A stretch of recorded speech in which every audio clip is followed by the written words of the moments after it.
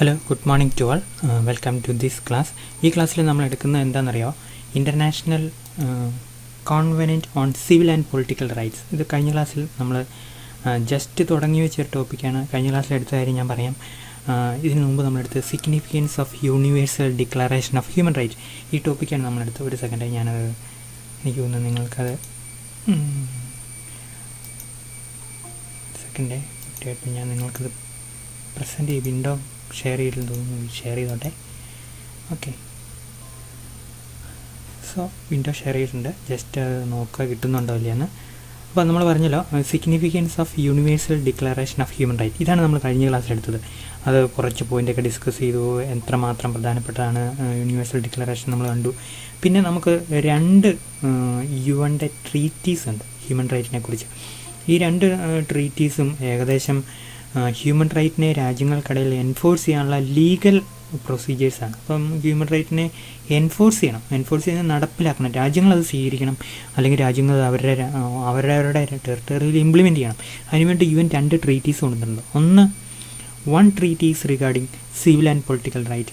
Second treaties regarding economic, social and culture right. Okay, അപ്പോൾ രണ്ട് treaties. ഒന്ന് ഏതൊക്കെയാണ്? സിവിൽ ആൻഡ് പൊളിറ്റിക്കൽ റൈറ്റിനെ കുറിച്ചുള്ളത്, പൊളിറ്റിക്കൽ റൈറ്റിനെ കുറിച്ചുള്ളത്. രണ്ടാമത്തേത് ഏതാണ്? രണ്ടാമത്തേത് economic, social and culture right. ഇങ്ങനെ രണ്ട് ട്രീറ്റീസ് UN സൈൻ ചെയ്തിട്ടുണ്ട്. യുൻ്റെ മെമ്പേഴ്സ് സൈൻ ചെയ്തിട്ടുണ്ട്. ഇതിൻ്റെ ഉദ്ദേശം എന്താണെന്ന് ചോദിച്ചു കഴിഞ്ഞാൽ, ഈ ട്രീറ്റിയുടെ സൈൻ നമ്മൾ പറഞ്ഞാൽ universal declaration of human rights already ഉണ്ട്. അപ്പോൾ അതിന് പുറമെ എന്തിനാണ് രണ്ട് ട്രീറ്റി UN ഈ ഹ്യൂമൻ റൈറ്റിനെ കുറിച്ച് ക്രിയേറ്റ് ചെയ്തിരിക്കുന്നത്? അത് ഓരോ രാജ്യങ്ങളും ഈ പറയുന്ന റൈറ്റുകൾ ഓരോരോ രാജ്യങ്ങളിൽ ഇംപ്ലിമെൻറ്റ് ചെയ്യാൻ വേണ്ടിയിട്ട്, രാജ്യങ്ങളെ നിയമപരമായി ഇംപ്ലിമെൻറ്റ് ചെയ്യുന്നത് നിർബന്ധിക്കാൻ വേണ്ടിയിട്ടാണ് ഇങ്ങനെ രണ്ട് ട്രീറ്റീസ് UN സൈൻ ചെയ്യുന്നത്. അപ്പോൾ രണ്ട് ട്രീറ്റി നമ്മൾ കാണും. ഒന്ന് ഇൻ്റർനാഷണൽ കൺവെനൻറ്റ് എന്ന് പറഞ്ഞ ട്രീറ്റി എന്നുള്ളൂ കേട്ടോ, on civil and political right. അപ്പോൾ നമ്മൾ ഈ ഫണ്ടമെൻ്റൽ റൈറ്റ് ഹ്യൂമൻ റൈറ്റ് പഠിച്ചപ്പോൾ നമ്മൾ നോക്കിയായിരുന്നു. അതായത് ഹ്യൂമൻ റൈറ്റ് പല തരത്തിലുണ്ട്. സിവിൽ റൈറ്റ് ഉണ്ട്, പൊളിറ്റിക്കൽ റൈറ്റ് ഉണ്ട്, ഇക്കണോമിക് ആൻഡ് സോഷ്യൽ റൈറ്റ് ഉണ്ട്, കൾച്ചറൽ റൈറ്റ് ഉണ്ട്. അപ്പോൾ അതും രണ്ടിനും രണ്ട് സീരിയസ്നെസ്സാണ്. സിവിൽ ആൻഡ് പൊളിറ്റിക്കൽ റൈറ്റിന് കൂടുതൽ സീരിയസ്നെസ് ഉണ്ട്. അതേസമയം ഇക്കണോമിക്, സോഷ്യൽ ആൻഡ് കൾച്ചറൽ റൈറ്റിന് അല്പം കൂടെ സീരിയസ്നെസ് കുറവാണെന്ന് നമുക്ക് പറയാം. അടിസ്ഥാനപരമായി സിറ്റിസൻസിന് കൊടുക്കേണ്ട ഏറ്റവും ഫണ്ടമെൻ്റലായിട്ട് അല്ലെങ്കിൽ ബേസിക് ആയിട്ട് കൊടുക്കേണ്ട റൈറ്റുകളാണ് സിവിൽ റൈറ്റ്. ഇപ്പോൾ ഉദാഹരണത്തിന് നമ്മളെ അറസ്റ്റ് ചെയ്യുമ്പോൾ എന്തെല്ലാം കാര്യങ്ങളും, നമ്മൾ ജയിലിലായി എന്തെല്ലാം കാര്യം, നമ്മളെ റെപ്രസെൻറ്റ് ചെയ്യാൻ എന്തൊക്കെ ചെയ്യണം. അപ്പോൾ അങ്ങനെയുള്ള റൈറ്റുകൾ, ഒരു വ്യക്തി ജീവിക്കുമ്പോൾ അവൻ്റെ അവകാശങ്ങൾ, ഫ്രീഡം ഓഫ് സ്പീച്ച്, ഇങ്ങനെയുള്ള കുറേ കാര്യം, freedom of taking in religion, freedom of expression, അതെല്ലാം എവിടെയായിരിക്കും? സിവിൽ റൈറ്റിലായിരിക്കും. അതുപോലെ നമുക്ക് വോട്ട് ചെയ്യാനുള്ള അവകാശം, നമുക്ക് നമ്മുടേതായ ആൾക്കാരെ തിരഞ്ഞെടുക്കാനുള്ള അവകാശം, നമുക്ക് രാഷ്ട്രീയ പാർട്ടി പ്രവർത്തിക്കാനുള്ള അവകാശം, ഇതെല്ലാം പൊളിറ്റിക്കൽ റൈറ്റാണ്. അപ്പം ഒരു രാജ്യത്തിൻ്റെ നിലനിൽപ്പിൽ ഏറ്റവും പ്രധാനപ്പെട്ട ഗവൺമെൻറ് ഓഫർ ചെയ്യേണ്ടത് സിവിൽ റൈറ്റുകളും പൊളിറ്റിക്കൽ റൈറ്റുകളാണ്. പിന്നെ അതിനേക്കാളും ഒരല്പം കൂടെ സീരിയസ്നെസ് കുറഞ്ഞതാണ് economic, social and culture right നമ്മൾ കണ്ടല്ലോ. അപ്പോൾ ഈ രണ്ട് സെറ്റ് ഓഫ് റൈറ്റ്സിന്, സിവിൽ ആൻഡ് പൊളിറ്റിക്കൽ റൈറ്റിനും ഇക്കണോമിക്, സോഷ്യൽ ആൻഡ് കൾച്ചർ റൈറ്റിനും കൂടുതൽ എന്താ പറയുക, ഒരു സീരിയസ്നെസ് കൊടുക്കാൻ വേണ്ടി, രാജ്യങ്ങളത് ഫോളോ ചെയ്യാൻ വേണ്ടിയിട്ട് UN രണ്ട് ട്രീറ്റികൾ സൈൻ ചെയ്തിട്ടുണ്ട്. ആ ട്രീറ്റികളെ കുറിച്ചാണ് നമുക്ക് പഠിക്കേണ്ടത്. The international covenant on civil and political rights is an international human rights treaty adopted by the UN in 1966. ശ്രദ്ധിക്കുക, 1966 ഇത് രണ്ട് സൈൻ ചെയ്തത്. 1948 universal declaration of human rights വരിക. Okay, 1966 International Covenant on Civil and Political Rights. It is one of the two treaties that supplements the UN Declaration of Human Rights, the other being the International Covenant of Social, Economic and Cultural Rights. Significance of ICCPR is that it gives legal force to Universal Declaration of Human Rights. ശ്രദ്ധിക്കുക, എന്താണ് legal force? അതാണ് നിയമപരമായ ഒരു സാധ്യത. നമ്മൾക്ക് UN ഇങ്ങനെ രണ്ട് treat കൊണ്ടുവന്നിട്ടുണ്ട്, നമ്മൾ സൈൻ ചെയ്യണം രാജ്യങ്ങൾ. അങ്ങനെയാണെങ്കിൽ അത് നമ്മുടെ രാജ്യത്തെ എൻഫോഴ്സ് ചെയ്യാൻ നമ്മൾ ബാധ്യസ്ഥരാണ്. അതാണ് ലീഗൽ ഫോഴ്സ് എന്ന് പറഞ്ഞ വാക്കുകൊണ്ട് ഉദ്ദേശിക്കുന്നത്. ഓക്കെ, അപ്പോൾ ഇനി അടുത്തതായിട്ട്, countries who signed the ICCPR should മാൻഡേറ്ററിലി protect and respect the civil and political rights of individual. Okay, ഇപ്പോൾ ഇൻഡിവിജ്വൽസിൻ്റെ സിവിലും പൊളിറ്റിക്കൽ റൈറ്റും പ്രൊട്ടക്റ്റ് ചെയ്യാൻ രാജ്യങ്ങൾക്ക് ബാധ്യതയുണ്ട്. മാൻഡേറ്ററി, നിർബന്ധമായിട്ടും അത് പ്രൊട്ടക്റ്റ് ചെയ്യണം. There are 53 articles under the ICCPR covenant. Okay, അപ്പോൾ നമ്മൾ പറഞ്ഞല്ലോ ഇതിൻ്റെ അകത്ത് ഈ ICCPR സിവിൽ ആൻഡ് പൊളിറ്റിക്കൽ റൈറ്റിനെ കുറിച്ചുള്ള ട്രീറ്റിക്കകത്ത് അല്ലെങ്കിൽ അതിൻ്റെ എഗ്രിമെൻറ്റിൻ്റെ അകത്ത് 53 ആർട്ടിക്കിളുണ്ട്. ഈ 53 ആർട്ടിക്കിളിൽ പല റൈറ്റുകൾ വരുന്നുണ്ട്, രാജ്യങ്ങൾ എന്തൊക്കെ ചെയ്യണമെന്ന് പറയുന്നുണ്ട്. അവയെല്ലാം എൻഫോഴ്സ് ചെയ്യാൻ മാൻഡേറ്ററി ആണ്, ബൈൻഡിങ് ആണ്, നിർബന്ധമായും എൻഫോഴ്സ് ചെയ്യേ പറ്റൂ വൺസ് നമ്മൾ സൈൻ ചെയ്ത് കഴിഞ്ഞാൽ. ഓക്കെ, ഇനി നമ്മൾ കാണുന്ന the important rights mention under the convention are below. ഏതൊക്കെയാണ് ഈ സിവിൽ ആൻഡ് പൊളിറ്റിക്കൽ റൈറ്റിൽ UN പറയുന്നത് രാജ്യങ്ങൾ കൊടുക്കണമെന്ന് നിർബന്ധമായിട്ട് പറയുന്നത്? ഒന്ന്, freedom from torture and other cruel, inhuman or degrading treatment or punishment. അപ്പോൾ എന്താണ് ടോർച്ചറിൽ നിന്നുള്ള freedom, other cruel treatment, inhuman ആയിട്ടുള്ള treatment, degrading of punishment, degrading of human beings especially from punishment. അപ്പോൾ ഇതെല്ലാം സിവിൽ ആൻഡ് പൊളിറ്റിക്കൽ. നമുക്കൊക്കെ ഇപ്പോൾ തന്നെ അറിയാം എന്തുകൊണ്ടാണ് ഇക്കണോമിക് സോഷ്യൽ എന്ന് പറഞ്ഞു കഴിഞ്ഞാൽ നമുക്ക് അതിൻ്റെ അർത്ഥം നമുക്ക് നല്ല ലിവിങ് സ്റ്റാൻഡേർഡ് തരിക, നമുക്ക് അതുപോലെ വിദ്യാഭ്യാസമുള്ള റൈറ്റ് തരിക, അല്ലെങ്കിൽ നമുക്ക് തൊഴിലുള്ള റൈറ്റ് തരിക, എവിടെയും പ്രോപ്പർട്ടി എടുക്കാനുള്ള റൈറ്റ്, അതെല്ലാം അതെല്ലാം ഇക്കണോമിക് സോഷ്യൽ ആൻഡ് അല്ലെങ്കിൽ പിന്നെ ഇച്ചിടെ പറയുകയാണെങ്കിൽ കൾച്ചർ റൈറ്റാണ്. പക്ഷേ ഇതെന്ന് പറയുന്നത് സിവിൽ റൈറ്റാണ് അല്ലെങ്കിൽ പൊളിറ്റിക്കൽ റൈറ്റാണ്. അപ്പോൾ സിവിൽ റൈറ്റും പൊളിറ്റിക്കൽ റൈറ്റും അത് എത്രമാത്രം സീരിയസ് ആണ്, അത് എത്രമാത്രം ഇക്കണോമിക് സോഷ്യൽ ആൻഡ് കൾച്ചറൽ റൈറ്റിന് വ്യത്യാസമാണ് നമുക്ക് ചിന്തിക്കണം. അങ്ങനെ ചിന്തിച്ചാലേ നമുക്ക് ഇത് രണ്ടും തമ്മിലുള്ള വ്യത്യാസം പരീക്ഷയ്ക്ക് എഴുതാൻ പറ്റുള്ളൂ. Okay, economic social and cultural right എന്ന് പറയുന്നത് അല്പം കൂടെ ലൈറ്ററാണ്. ഞാൻ പറഞ്ഞല്ലോ, നമ്മുടെ government better stand of living തരുന്നു, വിദ്യാഭ്യാസം തരുന്നു, തൊഴിൽ തരുന്നു, ഇതെല്ലാം ഇക്കണോമിക് സോഷ്യൽ ആൻഡ് കൾച്ചറൽ റൈറ്റാണ്. അതേസമയം നിയമത്തിന് മുമ്പിൽ നമ്മൾ തുല്യരായിരിക്കുക, നിയമത്തിന് മുമ്പിൽ ആൾക്കാർ കൊണ്ടുവന്ന് നമ്മൾ ടോർച്ചർ ചെയ്യാതിരിക്കുക, അതുപോലെ തന്നെ ഗവൺമെൻറ് പോലീസ് മെഷീനറിയുടെ മോശം പ്രവർത്തനം മൂലം നമുക്ക് ബുദ്ധിമുട്ടുണ്ടാകാതിരിക്കുക. ഇങ്ങനെ മനുഷ്യൻ്റെ അടിസ്ഥാനപരമായ എന്താ പറയുക സിവിൽ റൈറ്റ് പ്രൊട്ടക്റ്റ് ചെയ്യുന്നതാണ് ഈ civil and political right covenant. Okay, then freedom of slavery, force labour, arrest, detention and imprisonment, അതിൻ്റെ എല്ലാ freedom, movement into within and out of state, നമ്മുടെ സ്റ്റേറ്റിൽ നിന്നും അകത്തും പുറത്തൊക്കെ സഞ്ചരിക്കാനുള്ള അധികാരം, treatment by the judicial process, നല്ല ട്രീറ്റ്മെൻറ്റ്, ജുഡീഷ്യൽ പ്രോസസ്സ് നമുക്ക് ഈക്വൽ ട്രീറ്റ്മെൻറ്റ്, നല്ല treatment, privacy and home family life, നമുക്ക് പ്രൈവസി റൈറ്റ് ഉണ്ടായിരിക്കുക. പ്രൈവസി ഓർക്കണം, നമ്മുടെ ഭരണഘടന പ്രൈവസിയെക്കുറിച്ച് പറയുന്നില്ലെങ്കിലും കോടതി ഇത് ഫണ്ടമെൻ്റൽ റൈറ്റായിട്ട് ഡിക്ലെയർ ചെയ്തിട്ടുണ്ട്. ഹോം ആൻഡ് ഫാമിലി ലൈഫ്, ഇതൊക്കെ നമുക്ക് നയിക്കാനുള്ള അധികാരം. ഫ്രീഡം ഓഫ് തോട്ട്, നമുക്ക് ചിന്തിക്കാനുള്ള, നമുക്ക് ഇഷ്ടമുള്ള വിശ്വാസം, റിലീജിയൻ, എക്സ്പ്രഷൻ, ഇതിനുള്ള റൈറ്റ്, പീസ്ഫുൾ അസംബ്ലിക്കുള്ള റൈറ്റ്, ഇതെല്ലാം കേൾക്കുമ്പോൾ ഓർക്കണം ഇതെല്ലാം സിവിൽ റൈറ്റാണ്. ഓക്കെ, സിവിൽ ആൻഡ് പൊളിറ്റിക്കൽ റൈറ്റാണ്. Okay, then freedom of association including through trade unions. അപ്പം അസോസിയേഷൻ, നമുക്ക് ഏത് അസോസിയേഷൻ എന്ന് പറഞ്ഞാൽ എന്താണ്, മീറ്റിങ്ങുകൾ അല്ലെങ്കിൽ ഒരു കൂട്ടം, നമ്മളൊരു ഗ്രൂപ്പ് ഉണ്ടാക്കുക, അതിനുള്ള റൈറ്റ്. ഓക്കെ, ഒരു second. Then including through trade union activity ഇടപെടാൻ അല്ലെങ്കിൽ ഇൻവോൾവ് ചെയ്യാനുള്ള right, marriage and right of children, political participation, രാഷ്ട്രീയപരമായി നമ്മൾ എന്താ പറയുക ആക്ടിവിറ്റിയിൽ ഇടപെടാനുള്ള right. Then equality and non discrimination, തുല്യത, തരംതിരിവ് ഒരിക്കലും ഗവൺമെൻറ് അല്ലെങ്കിൽ പൊളിറ്റിക്കൽ സിസ്റ്റത്തിലോ അല്ലെങ്കിൽ സിവിൽ സിസ്റ്റത്തിലോ പാടില്ല. The ICCPR also has A human rights committee of the UN. അപ്പോൾ UN ഈ ICCPR സിവിൽ ആൻഡ് പൊളിറ്റിക്കൽ റൈറ്റിന് എന്തുണ്ട്, ഒരു ഹ്യൂമൻ റൈറ്റ് കമ്മിറ്റിയും കൂടെ ഉണ്ട്. UN ഒരു ഹ്യൂമൻ റൈറ്റ് കമ്മീഷൻ ഉണ്ടല്ലോ. അപ്പോൾ അതുപോലെ തന്നെ സിവിൽ ആൻഡ് പൊളിറ്റിക്കൽ റൈറ്റിനെ കുറിച്ച് ഒരു ഹ്യൂമൻ റൈറ്റ് കമ്മിറ്റി ഉണ്ട്. It is comprised of 18 members, 18 members ഉണ്ട്. The committee is responsibility to ensure that each signatory is following the agreement. അപ്പോൾ എല്ലാ സിഗ്നേറ്ററിയും, എല്ലാ രാജ്യങ്ങളും ഒപ്പുവെച്ച എല്ലാ രാജ്യങ്ങളും ഈ ട്രീറ്റിയൊക്കെ പറയുന്ന മാനദണ്ഡങ്ങൾ അല്ലെങ്കിൽ ക്രൈറ്റീരിയൻ എല്ലാവരും ഫോളോ ചെയ്യുന്നുണ്ട് എന്ന് ഉറപ്പിക്കുകയാണ് ഈ ഹ്യൂമൻ റൈറ്റ് കമ്മിറ്റിയുടെ ഉദ്ദേശം. ഇതിനെക്കുറിച്ചുള്ള human right committee on ICCPR on civil and political right. Okay, so ഇനി നമുക്ക് ഇതുകൊണ്ട് ചിത്രത്തിലൊക്കെ കാണിക്കുന്ന കുറേ എന്താണ് സിവിൽ റൈറ്റുകൾ കിട്ടാൻ, അല്ലെങ്കിൽ ജനങ്ങൾ പ്രതിഷേധിക്കുന്നു, സമരം ചെയ്യുന്നു, ഇതിനൊക്കെ റൈറ്റ് ജനങ്ങൾക്കുണ്ട്.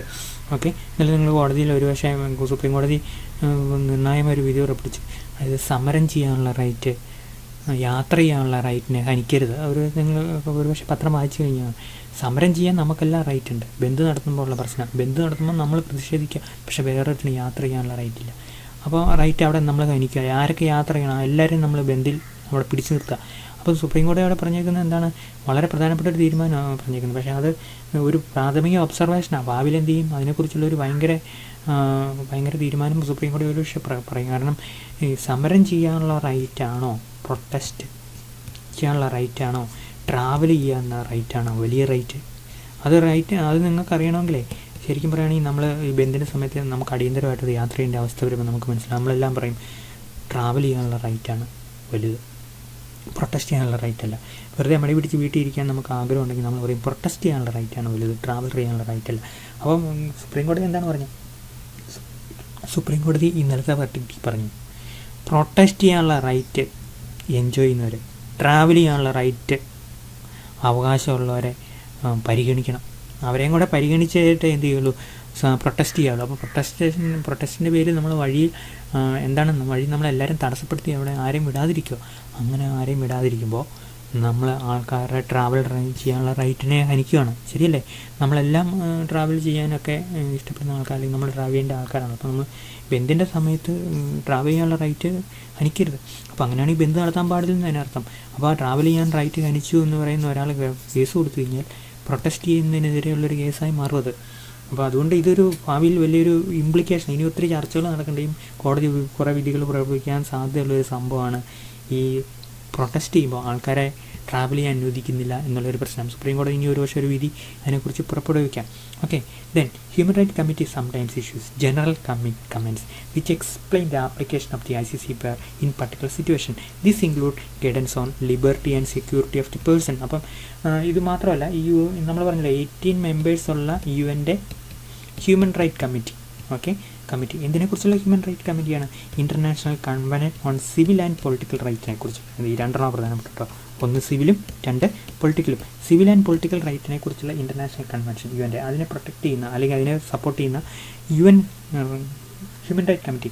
ആ കമ്മിറ്റി ഇടയ്ക്കൊക്കെ ഗൈഡ് ലൈൻസ് ആർക്ക് കൊടുക്കുന്നുണ്ട്? ഗൈഡ് ലൈൻസ് ഓരോ രാജ്യങ്ങൾക്കും കൊടുക്കുന്നുണ്ട്, അല്ലെങ്കിൽ പൊതുവെ പുറപ്പെടുവിക്കുന്നുണ്ട്. അപ്പോൾ ഇതിനെക്കുറിച്ചൊക്കെ ആയിരിക്കും ഗൈഡ് ലൈൻസ് സാധാരണ ഉള്ളത്. Liberty and security of the person. ആരുടെയാണ്? Liberty and security. ലിബർട്ടി എന്ന് പറഞ്ഞാൽ അറിയാലോ, സ്വാതന്ത്ര്യം. സെക്യൂരിറ്റി അറിയാലോ എന്താണ്, നമ്മുടെ safety. Okay, then states of emergency അങ്ങനെ. Right to equality before courts, എല്ലാവർക്കും തുല്യ പരിഗണനയാണ് കോർട്ടിന് മുമ്പിൽ. And tribunals and the right to a fair trial. നീതിപൂർണമായ ഒരു ട്രയൽ എന്ന് പറഞ്ഞാൽ എന്താണ്? ട്രയൽ എന്ന് പറഞ്ഞാൽ കോടതി നമ്മളെ വിചാരണ. അപ്പോൾ നീതിപൂർണ്ണമായ വിചാരണ, ഇതിനെല്ലാമുള്ള റൈറ്റ് ആർക്കുണ്ട്? വ്യക്തികൾക്കുണ്ട്. ഇതെല്ലാം സിവിൽ റൈറ്റ് ആട്ടോ, സിവിൽ ആൻഡ് പൊളിറ്റിക്കൽ റൈറ്റാണ്. ഞാനിതൊക്കെ എപ്പോഴും ഇങ്ങനെ പറഞ്ഞുകൊണ്ടിരിക്കുന്നത് എന്തിനാണെന്നറിയാം? സിവിൽ ആൻഡ് പൊളിറ്റിക്കൽ റൈറ്റും ഇക്കണോമിക് ആൻഡ് സോഷ്യൽ കൾച്ചറൽ റൈറ്റും തമ്മിലുള്ള വ്യത്യാസമുണ്ട്. ആ വ്യത്യാസം നമുക്ക് അറിയാമെങ്കിൽ മാത്രമേ പരീക്ഷയ്ക്ക് നമുക്ക് എഴുതാൻ പറ്റുള്ളൂ. അതല്ലെങ്കിൽ അത്ര വ്യത്യാസം മനസ്സിലാക്കിയാലും അതിൽ സെപ്പറേറ്റ് ആയിട്ട് നമുക്ക് പരിഗണിക്കാനും നമ്മൾക്ക് ഓർമ്മയിൽ നിന്ന് സിവിൽ റൈറ്റും പൊളിറ്റിക്കൽ റൈറ്റും ഐഡൻറ്റിഫൈ ചെയ്യാനും economic and social cultural right different ആണെന്ന് നമുക്ക് മനസ്സിലാക്കാനും പറ്റുള്ളൂ. ഓക്കെ, അപ്പോൾ അതുകൊണ്ട് ശ്രദ്ധിക്കേണ്ട ഒരു കാര്യം എന്ന് പറഞ്ഞു കഴിഞ്ഞാൽ സിവിൽ ആൻഡ് പൊളിറ്റിക്കൽ റൈറ്റ് അത് അല്പം കൂടെ സീരിയസ് ആയിട്ടുള്ള റൈറ്റാണ്. അപ്പം നമ്മൾ ഗവൺമെൻറ് പോലീസൊക്കെ ക്രൂവലായിട്ട് പണിഷ് ചെയ്തത്, ഒരു കുറ്റം ചെയ്തെന്ന് പറഞ്ഞ് നമ്മൾ ആരോപിക്കുമ്പോൾ നമുക്ക് എന്ത് കിട്ടണം? ജാമ്യം കിട്ടാനുള്ള അവകാശമുണ്ട്.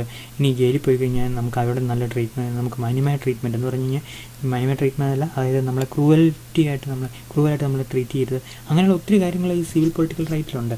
Okay, observations of the human right committee is widely report and reviewed. The committee monitors political and civil society development in the member countries. ഓരോ രാജ്യത്തിലെയും സിവിൽ പൊളിറ്റിക്കൽ ലിബർട്ടീസ്, അവിടുത്തെ ഡെവലപ്മെൻറ്റ് മൂവ്മെൻറ്റ്സ് അതെല്ലാം ഇവർ പഠിച്ചിട്ട് റിപ്പോർട്ടുകൾ വെക്കും, ഒബ്സർവേഷൻസ് വെക്കും, ഗൈഡൻസ് കൊടുക്കും.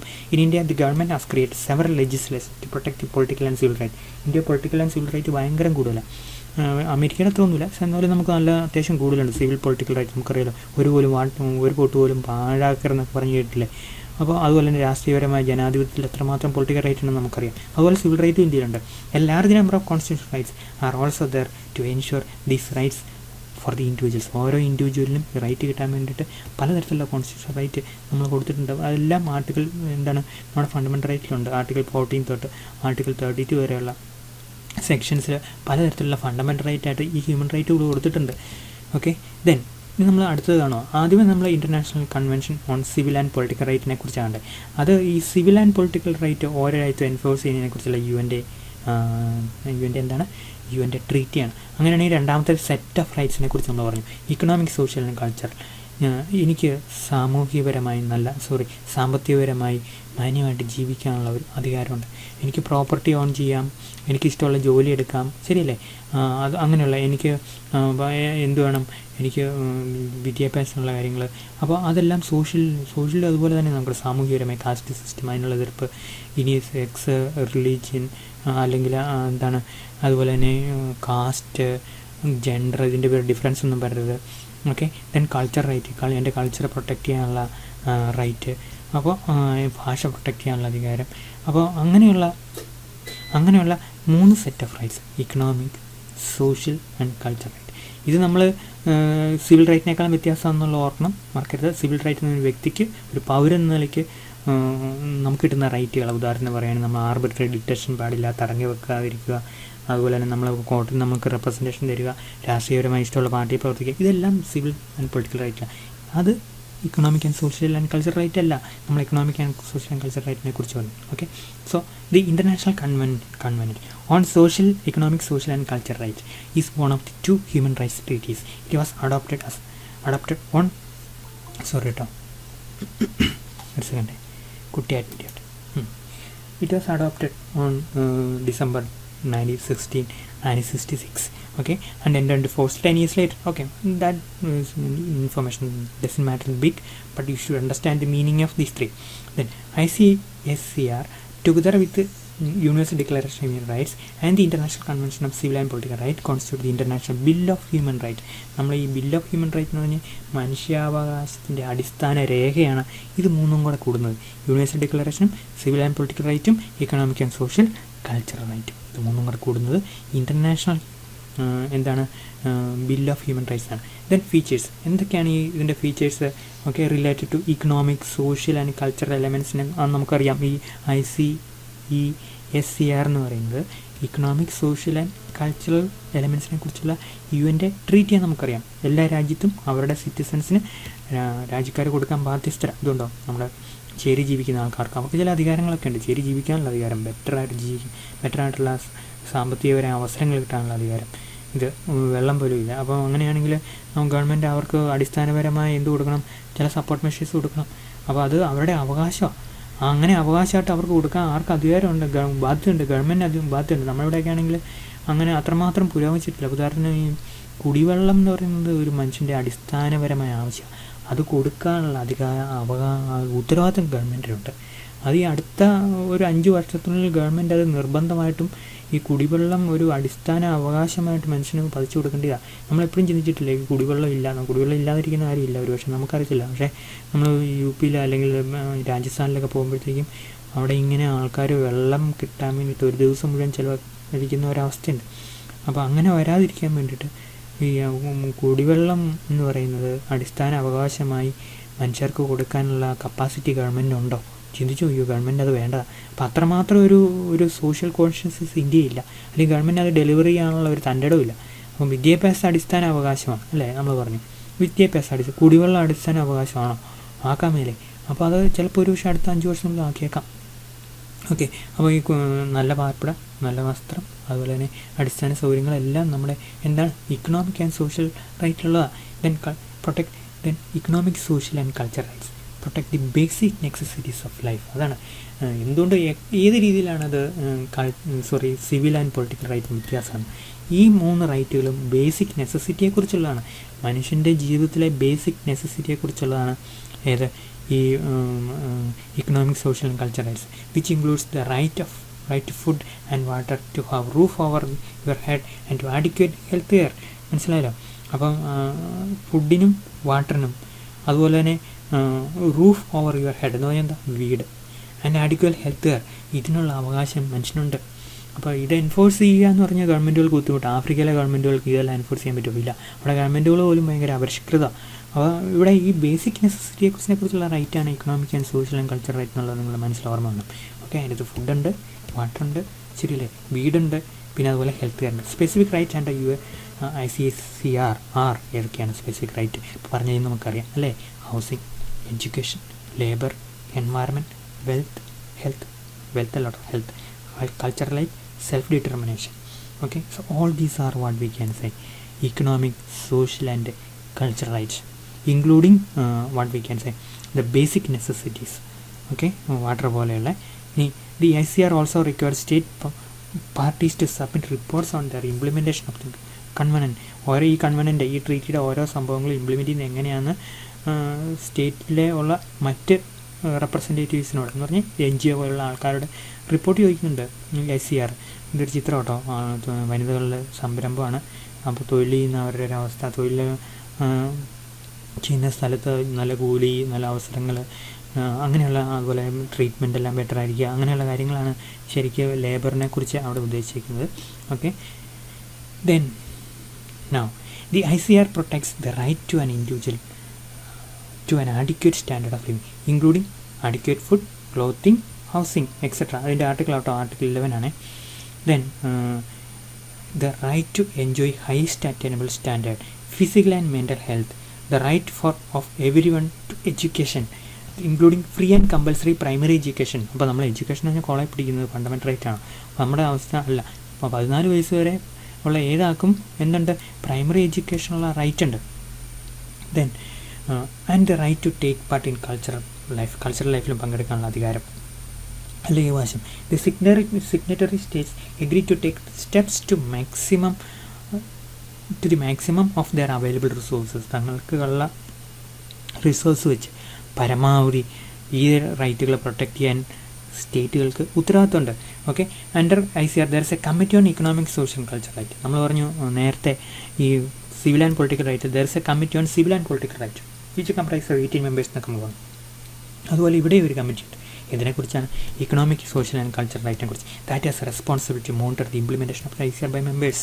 അപ്പോൾ ഈ ട്രീറ്റി അല്ലെങ്കിൽ ഈ കൺവെൻറ്റ് ഇംപ്ലിമെൻറ്റ് ചെയ്യുന്നതിനെക്കുറിച്ചുള്ള എങ്ങനെ സ്റ്റേറ്റുകൾ ഇംപ്ലിമെൻറ്റ് ചെയ്തു, ഗവൺമെൻറ് ഇംപ്ലിമെൻറ്റ് ചെയ്യും, അതിനെക്കുറിച്ച് അന്വേഷിക്കാൻ വേണ്ടിയിട്ടുള്ളൊരു കമ്മിറ്റിയാണ് committee on economic, social and culture right. Okay, then we are coming to next topic. So ആ 2 ടോപ്പിക്ക് നമ്മൾ കഴിഞ്ഞു. 2 കൺവെൻറ്റിനെ കുറിച്ച്, ഇക്കണോമിക്, സിവിൽ ആൻഡ് പൊളിറ്റിക്കൽ റൈറ്റിനെ കുറിച്ചുള്ള കൺവെൻറ്റ്, അതുപോലെ ഇക്കണോമിക്, സോഷ്യൽ ആൻഡ് കൾച്ചർ റൈറ്റിനെ കുറിച്ച് കൺവെൻറ്റ്. ഇനി നമുക്ക് വരുന്നത് യൂണിവേഴ്സാലിറ്റി ഓഫ് ഹ്യൂമൻ റൈറ്റ് എന്നുള്ള ടോപ്പിക്കാണ്. ഈ ടോപ്പിക്ക് നമ്മൾ പറയുന്നത് ഈ ഹ്യൂമൻ റൈറ്റ് യൂണിവേഴ്സലാണോ? അപ്പോൾ എല്ലാവർക്കും, ഇപ്പോൾ ഉദാഹരണം UN universal declaration of human right എന്ന് പറയുമ്പോൾ അത് എല്ലാവർക്കും ബാധ്യത ഉണ്ടോ? മാത്രമല്ല ഹ്യൂമൻ റൈറ്റ്സ് UN പറഞ്ഞാലും കൊടുക്കുന്നത് ഗവൺമെൻറ്റുകളല്ലേ.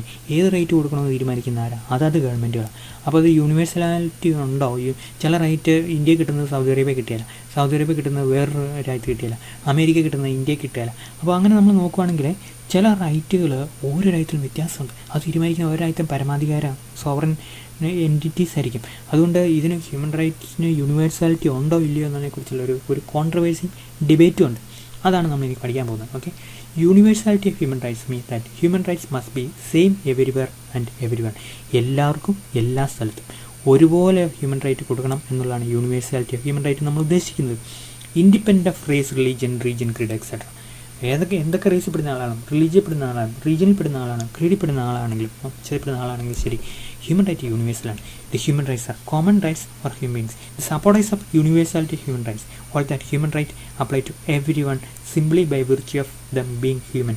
മനുഷ്യനാണ് എന്നുള്ള ഒറ്റ കാരണം കൊണ്ട് തന്നെ ഈ ഹ്യൂമൻ റൈറ്റ് എല്ലാവർക്കും കൊടുക്കാൻ ബാധ്യതയുണ്ട്. അതുകൊണ്ട് human right universally available to all human beings every time and everywhere എന്നുള്ളതാണ് ഈ ഹ്യൂമൻ റൈറ്റ് യൂണിവേഴ്സാലിറ്റി ഉണ്ട് അല്ലെങ്കിൽ യൂണിവേഴ്സലാണ് എന്ന് പറയുന്ന ആൾക്കാരുടെ arguments. Given the universality, the UN has called Declaration of 1948 as Universal Declaration of Human Rights. നമ്മൾ പറഞ്ഞാൽ UN ആണ് ഹ്യൂമൻ റൈറ്റ് ഡിക്ലെയർ ചെയ്തെങ്കിലും UN ഒരിക്കലും അതിനെ എന്തെന്ന് വിളിച്ചില്ല, ഈ UN declaration of human right എന്ന് വിളിച്ചില്ല. എന്താണെന്ന് വിളിച്ചത്? UN വിളിച്ചത് universal declaration on human right എന്നാണ്. ശരിയല്ലേ? അപ്പോൾ അങ്ങനെയാണ് നമ്മളതിനെ യൂണിവേഴ്സാലിറ്റി എന്നുള്ള സംഭവം നമുക്ക് മനസ്സിലാകേണ്ടത്. Okay, given the universality, the UN has called its Declaration of 1948 as Universal Declaration of Human Rights, though various national documents are attached under the 30 articles of UDHR. These rights are designed as universal rights. അപ്പോൾ ഈ റൈറ്റ്സിനെല്ലാം നമ്മൾ എന്തായിട്ടാണ് പറയുന്നത്? Universal right ആയിട്ടാണ് നമ്മൾ പറയുന്നത്. എല്ലാവരും അങ്ങനെയാണ് പറയുന്നത്. അപ്പോൾ എല്ലാവരും കൊടുക്കുന്നുണ്ടോയെന്ന് വേറെ കാര്യം. After the adoption of UDHR, a large number of countries have adopted the UN provisions in their respective constitutions. അപ്പം UDHR വന്നു കഴിഞ്ഞ് കഴിഞ്ഞാൽ ഓരോ ഗവൺമെൻറ്റുകളും അവരവരുടെ കോൺസ്റ്റിറ്റ്യൂഷനിൽ ഹ്യൂമൻ റൈറ്റിനെ പ്രൊട്ടക്ട് ചെയ്യുന്ന പ്രൊവിഷൻസ് ഒക്കെ ആഡ് ചെയ്തു. This also support universality of human right. ഇതും ഹ്യൂമൻ റൈറ്റ് യൂണിവേഴ്സാലിറ്റി എന്ന് പറയുന്ന കാരണമാണ്. Then several countries adopted human rights in full version. All the rights are adopted in full and they argue that mean human rights are indivisible. അപ്പോൾ human right 2-3 റൈറ്റായിട്ട് കൊടുക്കാൻ പറ്റില്ല. പിന്നെ എങ്ങനെ മുഴുവനായിട്ട് നമ്മൾ ഇൻഡിവിസിബിളാണ്, ഡിവൈഡ് ചെയ്ത് പാർട്ടായിട്ട് കൊടുക്കാൻ പറ്റില്ല. This means that all rights are needed to ensure human dignity, മനുഷ്യൻ്റെ മഹത്വം അംഗീകരിക്കണമെങ്കിൽ, അല്ലെങ്കിൽ അത് നമ്മൾക്ക് പ്രൊട്ടക്റ്റ് ചെയ്യണമെങ്കിൽ എല്ലാ റൈറ്റ്സും നമ്മൾ കൊടുക്കണം. ഇനി നമ്മൾ രണ്ടാമത്തെ കാറ്റഗറിയാണ് ചില ആൾക്കാർ അല്ലെങ്കിൽ ചില രാജ്യങ്ങൾ, ചില ഒബ്സർവേഴ്സ് ഹ്യൂമൻ റൈറ്റ് യൂണിവേഴ്സലായിട്ട് കൊടുക്കാൻ പാടില്ല, UN അഡോപ്റ്റ് കഴിഞ്ഞാൽ ഏതൊക്കെ കൊടുക്കണമെന്ന് തീരുമാനിക്കുന്നത് അത് ഗവൺമെൻറ്റാണ് എന്ന് പറയുന്നുണ്ട്. അവരുടെ കാഴ്ചപ്പാട് നമുക്ക് നോക്കാം. At the same time several governments restrict basic rights based on their social laws, religious beliefs and national ethos. അപ്പോൾ ഇങ്ങനെ പല കാരണങ്ങളുണ്ട്. നമുക്ക് UN പറഞ്ഞ ചില റൈറ്റൊന്നും കൊടുക്കാൻ പറ്റില്ലെന്ന് പറയാൻ കാരണങ്ങൾ എന്തൊക്കെ? സാമൂഹിക നിയമങ്ങൾ വ്യത്യസ്തമായിരിക്കും, മതപരമായ വിശ്വാസം വ്യത്യാസമായിരിക്കും, നാഷണൽ ഇത്തോസ് ദേശീയപരമായ ചില കാഴ്ചപ്പാടുകളുണ്ടായിരിക്കും. ഇതൊക്കെ കാരണം UN എല്ലാ റൈറ്റുകളും എല്ലാം ഇംപ്ലിമെൻറ്റ് ചെയ്യാനും അല്ലെങ്കിൽ കൺഫർ ചെയ്യാനും ഗവൺമെൻറ്റുകൾ തയ്യാറാകുന്നില്ല. This is a big setback to universality of human right. ഇത് ഈ യൂണിവേഴ്സാലിറ്റി ഓഫ് ഹ്യൂമൻ റൈറ്റിന് വലിയൊരു തിരിച്ചടിയായി പോയി. Some experts who see that human rights are threatened globally view that human rights must be able to absorb cultural difference. അപ്പം ചില ആൾക്കാർ പറയുന്നതാണ്, അതായത് യൂണിവേഴ്സലായിട്ട് ഹ്യൂമൻ റൈറ്റ് കൊടുക്കണ്ട എന്ന് പറയുന്ന ആൾക്കാർ, അവർ പറയുകയാണ് കൾച്ചറലായിട്ട് ഓരോ രാജ്യത്തും വ്യത്യാസമുണ്ട്. ഒരു രാജ്യത്തെ കൾച്ചർ, അമേരിക്കയിലെ കൾച്ചറലായിരിക്കും ഇന്ത്യയിൽ, യൂറോപ്പിലെ കൾച്ചറലായിരിക്കും ഏഷ്യയിൽ. അപ്പോൾ അല്ലെങ്കിൽ നമ്മൾ പറയാം എന്താണ്, ഗൾഫ് രാജ്യങ്ങളിലെ, മിഡിൽ ഈസ്റ്റ് രാജ്യത്തെ കൾച്ചറിലായിരിക്കും എവിടെ, ചൈനയിൽ. അപ്പോൾ അതുകൊണ്ട് ചില റൈറ്റ് ചില രാജ്യങ്ങളിൽ കൊടുക്കാം, ചിലർക്ക് കൊടുക്കാൻ പാടില്ല. This means that in some countries there will be less significance to some human rights. ചില ഹ്യൂമൻ റൈറ്റുകൾക്ക് ചില രാജ്യങ്ങളിൽ പ്രാധാന്യം കുറവുണ്ട്. The national treatment may be different. ഒരായിട്ടും നാഷണൽ ട്രീറ്റ്മെൻറ്റ് ഹ്യൂമൻ റൈറ്റിന് ഡിഫറൻ്റ് ആണ്. So some space should be given for them while insisting them for the adoption of universal right. അതുകൊണ്ട് ഓരോ രാജ്യത്തിനും ഒരല്പം അവകാശം കൊടുക്കണം, ഏതൊക്കെ ഹ്യൂമൻ റൈറ്റ് കൊടുക്കണം എന്ന കാര്യം തീരുമാനിക്കാൻ. Okay, then the most important challenge to universality factor comes from cultural relativism. അവിടുത്തെ കൾച്ചർ ഇവിടുത്തെ കൾച്ചറും വ്യത്യാസമുണ്ട്, എൻ്റെ കൾച്ചറും നിൻ്റെ കൾച്ചറും വ്യത്യാസമുണ്ട്, ഈ രാജ്യത്തിലും കൾച്ചർ വ്യത്യാസമുണ്ട്. അതുകൊണ്ട് എല്ലാ റൈറ്റും ഒരുമിച്ച് ഒരുപോലെ എല്ലാ രാജ്യത്തും കൊടുക്കാൻ പറ്റില്ല. This believe that the concept of human rights is new imperialist and west imposed. അപ്പോൾ ചില രാജ്യങ്ങൾ പറയുകയാണ് ഈ ഹ്യൂമൻ റൈറ്റ് എന്നുള്ള കാഴ്ചപ്പാട് എന്താണ്, വെസ്റ്റ് കൊണ്ടുവന്നതാണ്, ഇംപീരിയലിസമാണ്. അപ്പോൾ എന്ത് പറഞ്ഞാലും അങ്ങനെയാണല്ലോ ഇപ്പോൾ പറഞ്ഞുകൊണ്ടിരിക്കുന്നത്. എന്ത് സംഭവം വന്നാലും നമ്മൾ കേട്ടിട്ടില്ലേ, വെസ്റ്റിൻ്റെയാണ്, അതുപോലെ നടപ്പിലാക്കാൻ പറ്റിയില്ല, എന്തെങ്കിലും ന്യായമൊക്കെ പറയാൻ പറ്റില്ല, അല്ലെങ്കിൽ ഇമ്പീരിയലിസമാണ്, കൊളോണിയലിസം എന്നൊക്കെ നമ്മൾ പറഞ്ഞ് അതിനെ ആക്ഷേപിക്കാറുണ്ട്. അപ്പോൾ ഇവിടെയും ഹ്യൂമൻ റൈറ്റിനെ കുറിച്ചുള്ള ചില രാജ്യങ്ങളുടെ കാഴ്ചപ്പാട് അതാണ്. ഈ കൊടുക്കാൻ താല്പര്യമില്ല, ജനങ്ങളെ ഭയങ്കര കഷ്ടപ്പെടുത്തുന്ന രീതിയിലാണ് ആൾക്കാർ, ചില ഗവൺമെൻറ്റുകൾ അല്ലെങ്കിൽ അവിടുത്തെ വിശ്വാസങ്ങൾ. അപ്പോൾ അതുകൊണ്ട് എന്ത് സംഭവിക്കും, ആചാരങ്ങൾ, അതുകൊണ്ട് എന്ത് സംഭവിക്കും, അവരൊരിക്കലും, ഇപ്പോൾ ചൈനയിലെ നമുക്കറിയാം മതത്തിൻ്റെ റൈറ്റ് അവിടെ ഇല്ല, ശരിയല്ലേ? നമുക്കറിയാം വിശ്വാസത്തെ ഒന്നും പ്രൊട്ടക്റ്റ് ചെയ്യുന്നില്ല, അല്ലെങ്കിൽ മതവിശ്വാസമുള്ള ആൾക്കാരെ അവർ ഭയങ്കര എതിർക്കുക. അതല്ലെങ്കിൽ വേറെ നമ്മൾ ചില രാജ്യങ്ങളെ അറിയാം, ഉദാഹരണത്തിന് പറയുകയാണെങ്കിൽ എന്താണ്, നോർത്ത് കൊറിയ, അവിടെ അവകാശങ്ങളൊന്നുമില്ല, രാഷ്ട്രീയപരമായ വിശ്വാസങ്ങളൊന്നും കൊണ്ടുകൊടുക്കാൻ പറ്റില്ല. അപ്പോൾ നോർത്ത് കൊറിയയും ചൈനയും ഭയങ്കര വ്യത്യസ്തപരമായ കാഴ്ചപ്പാടുകളാണ്. അപ്പോൾ അവരെ സംബന്ധിച്ചോളം അവരുടെ ഹ്യൂമൻ റൈറ്റ് ഡിഫറെൻ്റ് ആണ്. reluctant to adopt human rights values, criticizing the human rights declaration as culturally hegemonic. Culturally hegemonic എന്ന് പറഞ്ഞാണല്ലോ എന്താണ്, ഒരു കൾച്ചറിൻ്റെ വിശ്വാസം വേറൊരു കൾച്ചറിൽ അടിച്ചേൽപ്പിക്കുന്നതാണ്. At the same time several civil movements are taking place in such countries for protecting human rights. Autocratic governments are the main voice of the cultural hegemony theory. Autocratic എന്ന് പറഞ്ഞാൽ അറിയോ, ഈ എന്താണ്, ഏകാധിപത്യ ഗവൺമെൻറ്റുകളാണ് കൾച്ചറൽ ഹെജിമണി തിയറി കൊണ്ടുവരുന്നത്. Western കൾച്ചറാണ് ഇത് ഹ്യൂമൻ റൈറ്റ് എന്നൊക്കെ പറഞ്ഞ് ഈസ്റ്റേൺ കൾച്ചറിൽ സൗത്ത് കൊറിയ പോലുള്ള രാജ്യങ്ങളിൽ എന്ത് ചെയ്യുക, ഈ അവകാശങ്ങൾ കൊടുക്കുന്നില്ല. അതുപോലെ ചൈനയിൽ പലപ്പോഴും ജനാധിപത്യത്തിനുള്ള അവകാശമില്ല. അപ്പോൾ ഇതെല്ലാം വെസ്റ്റേണാണെന്ന് പറയുന്നത് അങ്ങ് അടിച്ചേൽപ്പിക്കുക. എന്തിന് ഇവരെല്ലാം എന്താണ്, ഇവർ ശരിക്കും ഓട്ടോക്രാറ്റിക്കാണ്, മറ്റുള്ളവരെ എതിരാളികളെല്ലാം തുടച്ചു മാറ്റി ജീവിക്കുന്ന ആൾക്കാരാണ് ചൈനയും സൗത്ത് കൊറിയ. അവിടുത്തെ ജനങ്ങളെ എതിർപ്പുകളെല്ലാം അവർ ഇല്ലെന്നൊക്കെ കളയും. സോ അതുകൊണ്ട് ഹ്യൂമൻ റൈറ്റിന് അവർ പ്രാധാന്യം കൊടുക്കില്ല. Several governments customise internationally accepted human right norms to suit their priorities. Customise എന്ന് പറഞ്ഞാൽ അറിയാം, നമുക്ക് പറ്റുമല്ലേ, ഒരു തുണിയിൽ നിന്ന് മേടിച്ചിട്ട് നമുക്ക് പറ്റുമല്ലോ, നമ്മൾ തയ്ക്കുമല്ലോ എന്ന് പറഞ്ഞാൽ യൂണിവേഴ്സൽ ഡിക്ലറേഷൻ ഓഫ് ഹ്യൂമൻ റൈറ്റിനെ അതിന് പറ്റിയ സാധനം മാത്രം എടുത്തിട്ട് ബാക്കി എടുത്ത് പൊക്കാൻ പറ്റും. അതിന് പറയുന്നതാണ് കസ്റ്റമൈസേഷൻ. നമുക്ക് ഇഷ്ടപോലെ നമ്മളതിനെ പാകപ്പെടുത്തിയെടുക്കും, UDHR, എന്നിട്ട് അത് മാത്രം കൊടുക്കും. ഇപ്പോൾ ഓട്ടോക്രാറ്റിക് ഗവൺമെൻറ്റുകൾ അങ്ങനെയാണ്. Okay, but in such countries gross violation of human rights are report. ഭയങ്കരമായിട്ട് ഹ്യൂമൻ റൈറ്റ് വയലേഷൻ ആ രാജ്യങ്ങളിൽ കാണുന്നുണ്ട്. Middle East countries, China, Russia, North Korea extra some of the regions and countries for gross human right violations are taking place. നമ്മൾ Middle East പേർഷ്യയെക്കുറിച്ച് പറയും.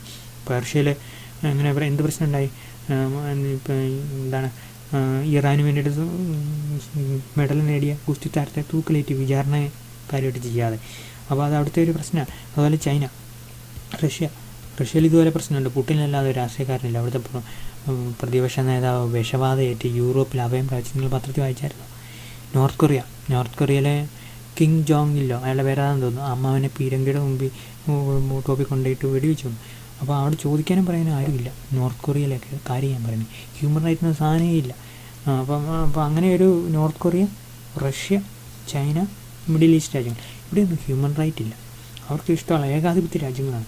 R some of the regions countries where gross human right violations are taking place. Khashoggi എന്ന് പറയുന്ന ഒരാൾ മരിച്ചു തുർക്കിയിൽ. നിങ്ങൾ ഒരു പക്ഷേ പത്രത്തിൽ വായിച്ചാണ്, പത്രപ്രവർത്തകനായിരുന്നു അയാൾ. സൗദി എംബസിയിൽ അഭയം തേടി അയാൾ മരിച്ചുപോയി. അയാളുടെ ബോഡി പോലും കിട്ടിയില്ല. അപ്പം ഗ്രോസ് ഹ്യൂമൻ റൈറ്റ് വയലേഷനാണ്. മിഡിൽ ഈസ്റ്റ് കൺട്രീസിൻ്റെ ഹ്യൂമൻ റൈറ്റ് വയലേഷൻ്റെ ഒരു വലിയ എക്സാമ്പിളാണ് ഖഷോഗിയുടെ ഭരണം. Okay, then positive trend. ഒരു സെക്കൻഡ്, ഞാനിതൊന്ന് റീഡ് മോഡിലായിക്കോട്ടെ. Okay, a positive trend for universalism is that today a wide body of international organizations and laws are created to protect different types of human rights globally. These extend from human rights law to humanitarian, refugee and criminal laws that enhance fundamental protection of during the time of war, peace, emergency, etc. ഒരു positive trend എന്താണെന്ന് പറഞ്ഞു കഴിഞ്ഞാൽ ലോകത്തിലെല്ലായിടത്തും international ഓർഗനൈസേഷൻസും നിയമങ്ങളും ഒക്കെ വന്നിട്ടുണ്ട്. ഇതിന് ഇൻഡിവിജ്വൽസിൻ്റെ റൈറ്റിനെ അല്ലെങ്കിൽ human റൈറ്റിനെ protect ചെയ്യാൻ വേണ്ടി. അത് ഏതൊക്കെ തരത്തിലുണ്ട്? ഹ്യൂമൻ റൈറ്റ് ലോ തൊട്ട് ഹ്യൂമാനിറ്റേറിയൻ ആയിട്ടുള്ള കൺസിഡറേഷൻ, റെഫ്യൂജീസിനുള്ള പരിഗണന. ഏറ്റവും കൂടുതൽ റെഫ്യൂജീസിന് പരിഗണന കൊടുക്കുന്ന യൂറോപ്പുണ്ടോ? റെഫ്യൂജീസിനെ സാറിനാണ് ജർമ്മനി വിളിക്കുന്നതെന്ന് പറയുന്നത്. അപ്പോൾ അത്രമാത്രം ഇപ്പം ജർമ്മനി എന്നിട്ട് ഓരോ മാസവും 2.5 ലക്ഷം രൂപ വെച്ച് റെഫ്യൂജിയുടെ കൊടുക്കും. ഞാൻ നിങ്ങളോട് കഴിഞ്ഞ ക്ലാസ്സിൽ പറഞ്ഞ ദെൻ ക്രിമിനൽ ലോസ് ഇതെല്ലാം പരിഷ്കരിക്കുക. എന്തിന്? ഹ്യൂമൻ റൈറ്റിന് വേണ്ടിയിട്ട്. ഒരിക്കലും ക്യാപിറ്റൽ പണിഷ്മെൻറ്റ് പാടില്ല. ക്യാപിറ്റൽ എന്ന് പറഞ്ഞാൽ എന്നാണെന്നറിയോ? തൂക്കുമരം ഒരാൾക്കും കൊടുക്കാൻ പാടില്ല എന്നാണ് നിയമം. കാഴ്ചപ്പാട്, നിയമമല്ല കേട്ടോ, കാഴ്ചപ്പാട് അല്ലാതെ ആയിരിക്കും. അപ്പോൾ അങ്ങനെ ഹ്യൂമൻ റൈറ്റിന് ഭയങ്കര പ്രാധാന്യം കിട്ടി പല രീതിയിലും ഈ ലോകത്ത് മുഴുവനും.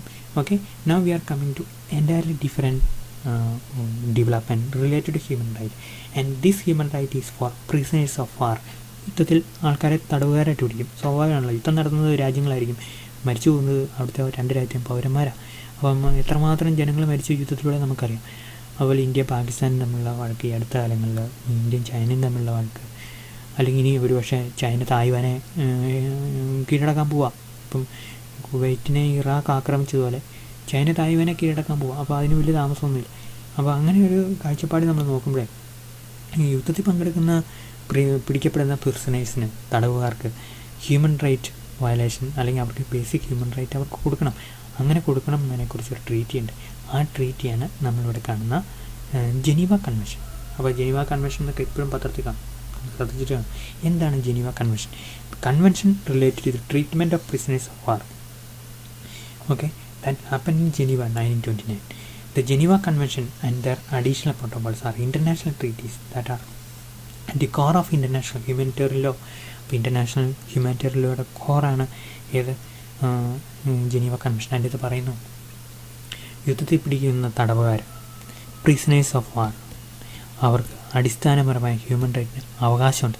ശത്രുക്കളിൽ പോലും അവർക്ക് പോലും മാന്യത കൽപ്പിക്കണം എന്ന് പറയുന്ന ഒരു കൺവെൻഷനാണ് ജനീവ കൺവെൻഷൻ. അതാണ് ജനീവ കൺവെൻഷൻ്റെ ഒരു പ്രത്യേകത. Okay, they contain the most important rules regulating the conduct of armed conflicts and seeks to specially protect civilians, health and aid workers as well as soldiers no longer participate in the hostilities such as prisoners of war and wounded person ആയിരിക്കും, prisoners of war ആയിരിക്കും, armed conflict പങ്കെടുക്കുന്ന ആൾക്കാരായിരിക്കും, civilians ആയിരിക്കും, health workers ആയിരിക്കും, aid workers ആയിരിക്കും. ഇവരൊക്കെ യുദ്ധത്തിൻ്റെ ഭാഗമായിട്ട് എവിടെയെങ്കിലും വന്നു കഴിഞ്ഞാൽ അവർക്കെല്ലാം റൈറ്റ് ഉണ്ട്. ഹോസ്റ്റിലിറ്റീസ് പെട്ട് കഴിഞ്ഞാൽ ആ റൈറ്റ് നമ്മൾ പ്രൊട്ടക്റ്റ് ചെയ്യണം, അവരെ ഇൽ ട്രീറ്റ്മെൻറ്റ് കൊടുക്കരുത് എന്നാണ് ഈ ജനീവ കൺവെൻഷൻ പറയുന്നത്. ഓക്കെ, ഒരു പക്ഷേ യുദ്ധത്തിൽ ഏറ്റവും കൂടുതൽ കഷ്ടപ്പെടുന്നതും ഹെൽത്ത് വർക്കേഴ്സാണ്. കാരണം ഇതിൽ പങ്കെടുക്കുന്ന ഹെൽത്ത് പടയാളികളെ ചികിത്സിക്കാനൊക്കെ ഹെൽത്ത് വർക്കേഴ്സ് എന്തോരം പോകാറുണ്ട്. അപ്പോൾ അവരെ ഒന്നും ഉപദ്രവിക്കരുത് എന്നാണ് ഈ ജനീവ കൺവെൻഷൻ പറയുന്നത്. ഓക്കെ, അതുപോലെ സിവിലിയൻസിനെ, ഇനി വൂണ്ടഡ് ആയിട്ടുള്ള പേഴ്സൺസ്, പ്രത്യേകിച്ച് പ്രിസണേഴ്സ് ഓഫ് വാർ പടയാളികൾ, അവർക്കൊക്കെ റൈറ്റ് ഉണ്ട് എന്നാണ് ഈ ജനീവ കൺവെൻഷൻ പറയാം. അപ്പോൾ ജനീവ കൺവെൻഷന് ശേഷം വളരെ ഒത്തിരി ഡെവലപ്മെൻറ്റ്സ്. അപ്പോൾ അതിലൊരു എക്സാമ്പിൾ കേട്ടോ നമ്മുടെ അഫി എന്ന് പറയുന്ന അഭിനന്ദൻ അദ്ദേഹത്തെ പ്രിസണേഴ്സ് ഓഫ് വാറായിട്ട് അല്ലെങ്കിൽ തടവുകാരനായിട്ട് പ്രഖ്യാപിച്ച അദ്ദേഹത്തിനുള്ള ഒത്തിരി റൈറ്റുകളുണ്ട്. പാകിസ്ഥാൻ കൊടുക്കാൻ അത് ബാധ്യസ്ഥരാണ്. ഈ പാകിസ്ഥാൻ അത് എന്ത് ചെയ്യും? പാകിസ്ഥാൻ അതിൻ്റെ പേരിൽ നമുക്ക് കേസ് എടുക്കാം. അപ്പോൾ അദ്ദേഹത്തെ പിന്നീട് ജയിലിൽ നിന്ന് തുറന്നു വിട്ടു, ജനീവ കൺവെൻഷൻ്റെ ബേസിലാട്ടോ. അപ്പോൾ അതാണ് ജനീവ കൺവെൻഷൻ്റെ ഒരു സിഗ്നിഫിക്കൻസ്. ഓക്കെ, നമുക്ക് ഇത്രയും കണ്ട് ക്ലാസ് നിർത്താം. ഈ ടോപ്പിക്ക് തീർന്നു നമ്മൾ. അപ്പം ഈ ടോപ്പിക്ക് എന്ന് പറഞ്ഞാൽ ശരിക്കും നിങ്ങൾ നോക്കുകയാണെങ്കിൽ ഫസ്റ്റ് മൊഡ്യൂളിൽ നമുക്ക് ഉള്ളതെന്ന് പറയാൻ value dimensions of human right. അത് നമുക്ക് അടുത്ത ദിവസം വേറെ ദിവസം ക്ലാസ് എടുക്കാം. കാരണം ഏറ്റവും അവസാനം എടുക്കുന്നതായിരിക്കും നല്ലതെന്ന് തോന്നി. അതുകൊണ്ട് നമുക്ക് പിന്നെ എടുക്കാം. അടുത്ത ക്ലാസ് നമുക്ക് സെക്കൻഡ് മൊഡ്യൂൾ തുടങ്ങാം. Okay, so thanks for listening. ഞാൻ അറ്റൻഡൻസ് എടുത്തോട്ടെ.